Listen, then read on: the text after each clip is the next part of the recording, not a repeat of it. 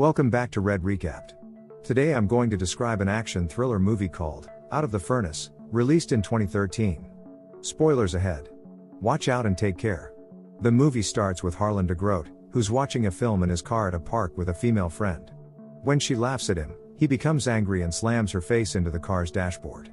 This catches the attention of another man in the park, who intervenes, leading to a fight between him and Harlan. In a different part of the story, a man named Russell Bays works at a steel mill in Pennsylvania. He sees the car of his younger brother, Rodney, parked by the racetrack on his way home from work. Russell approaches Rodney, who has lost money on horse racing. Russell questions where Rodney got the money to bet and learns that he borrowed it from a loan shark named John Petty, who's involved in illegal activities. Despite being frustrated with his brother's behavior, Russell cares deeply for him and can't bring himself to scold him. He visits his sick father, taken care of by his uncle Red Bays, and discovers that Rodney, a military member, will soon be sent to Iraq. Russell later goes to meet John, the moneylender, but encounters Harlan in John's room.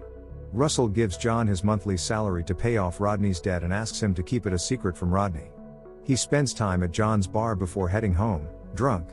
That night, Russell drives home under the influence, and the streets are deserted. Suddenly, a car appeared ahead and stopped sideways on the road. Russell couldn't brake in time and ended up hitting the car, which held a mother and her young child. Tragically, the accident resulted in their deaths. Russell was devastated, and he received an 8-year prison sentence as a result.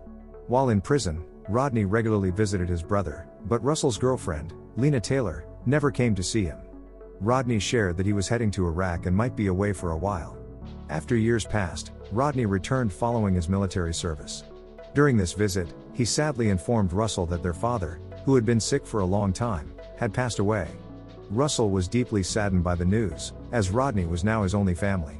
Eventually, Russell was released from prison, and Rodney picked him up on his release day.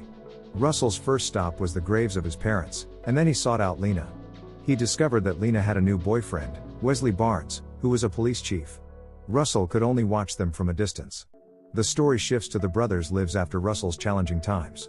Russell resumed his old job at a steel mill in Pennsylvania, while Rodney became involved in illegal fighting to pay off his debts to John.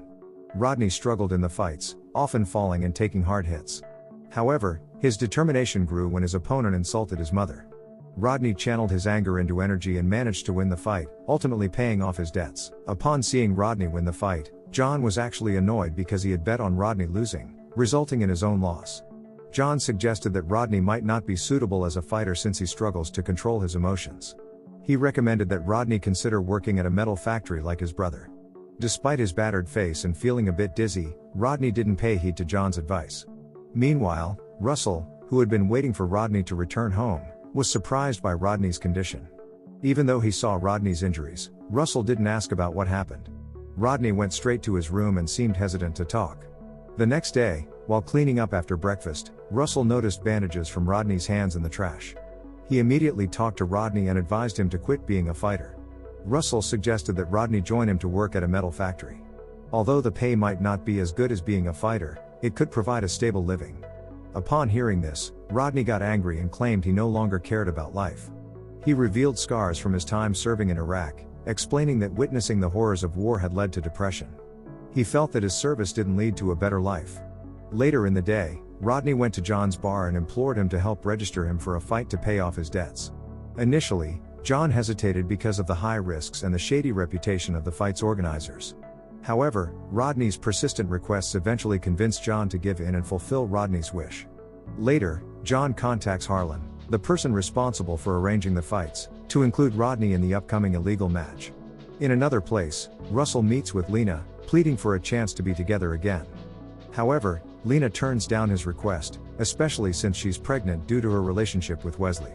Despite their tears, they hug as Russell tries to let Lena go. After meeting Lena, Russell goes to the site of a car crash he was involved in. He places a wreath there to pay respects to the accident victims. The next day, he joins his uncle Red for a hunting trip in the forest, following his uncle's invitation despite feeling weary. Meanwhile, Rodney is with John to meet Harlan. Harlan underestimates Rodney's fighting ability due to his appearance, not considering him a typical fighter. Hearing Harlan's taunts, Rodney becomes angry and challenges him to prove his capability for the illegal fight. Thankfully, John manages to mediate and resolve the tension. Later, John takes Rodney aside and talks to him. He requests Rodney to give up in the next fight, as it aligns with the agreement between him and Harlan. Rodney remains silent, holding on to his anger towards Harlan. He hadn't yet made up his mind about giving in. Shortly after, the fight began. Rodney's intense fury fueled his attacks, allowing him to effectively overpower his opponent. Observing this, John firmly warned Rodney to surrender. Following John's advice, Rodney complied. He stopped fighting back and absorbed the attacks, not retaliating. Unfortunately, his opponent continued to beat him, prompting John to step into the arena to rescue Rodney. After the match, Harlan approached John and stated that his purpose was fulfilled. Harlan had won the bet money due to Rodney's fight. Later, as they headed home, John felt relieved that he wouldn't have to deal with Harlan anymore. However, his relief turned out to be misplaced when Harlan and his men intercepted their car. Harlan approached John's car, which had come to a halt at the end of a bridge. Upon seeing Harlan, John's cell phone accidentally slipped under the car seat, dialing his bartender's number and connecting to voicemail. Through the car window, Harlan got close to John's face and declared that he wasn't finished. He then shot John dead. Harlan instructed his men to grab Rodney and take him to a warehouse. That same night, Russell returned from his hunting trip and entered Rodney's room, finding a letter. In the letter, Rodney apologized to Russell for not heeding his advice to avoid fighting. He vowed that the ongoing fight would be his last, and afterward, he planned to work in a metal factory. Meanwhile, Rodney was enduring torture at the hands of Harlan's men. As Harlan entered the barn, he demanded to see Rodney's face. However, Rodney responded by taunting Harlan, labeling him a coward. This provocation infuriated Harlan, leading him to immediately shoot Rodney. After Rodney's death, Harlan instructed his men to bury his body in the forest. The following day, Wesley visited Russell's house. Initially, Russell believed Wesley's visit might be about his past relationship with Lena. However, Russell's assumption was incorrect. Wesley had come to inform Russell about John's death in the forest. Later, at the police station, a voice recording from moments before John's death was played for Russell. It turned out that the last seconds of sound before John died had accidentally been recorded in his bartender's voicemail. However, the police were facing difficulty in locating Rodney, who was with John when he died. Despite interrogating those present at the fight scene, no one was willing to speak up. Learning this, Russell became deeply upset. He even accused Wesley and the police of incompetently handling Rodney's disappearance case. Some time later, Russell and his uncle visited John's office in search of information about Harlan's address. The bartender at John's office didn't know Harlan's address but could provide details about the fight's location. In the course of his investigation, Russell uncovered the fact that John owed a substantial debt to Harlan, which would be cleared through a fight agreement. Upon learning this, Russell and his uncle hurried to the fight's supposed location. Regrettably, they found no one there. Later that night, Russell went to a parking area and acted as if he wanted to buy drugs from Harlan's associates. Initially hesitant, they eventually took him to Harlan's headquarters, suspecting he might be an undercover cop. However, due to the crowd present, Russell couldn't identify Harlan. His attempt didn't yield any results. While driving with his uncle, Russell was pulled over by a local police officer. The police officer was instructed by Wesley to tell Harlan to leave the area immediately. The officer also warned that these individuals tend to handle things themselves and are unfriendly to outsiders. The cop accompanied Russell and his uncle to ensure they left the area. Disobeying would result in arrest. Reluctantly, Russell and his uncle followed the police's instructions and headed back home. A few days later, Wesley waited for Russell at the factory exit after work. He informed Russell that the police had found Rodney's body buried in the woods. Upon hearing the news, Russell tried to stay composed. That evening, Wesley and Lena visited Russell's home to offer their condolences. Lena advised Russell not to investigate Rodney's death alone and to leave the case to the police. Several months went by, and Russell attempted to lead a normal life. Despite hearing about a police raid on Harlan's house, Harlan's location remained unknown.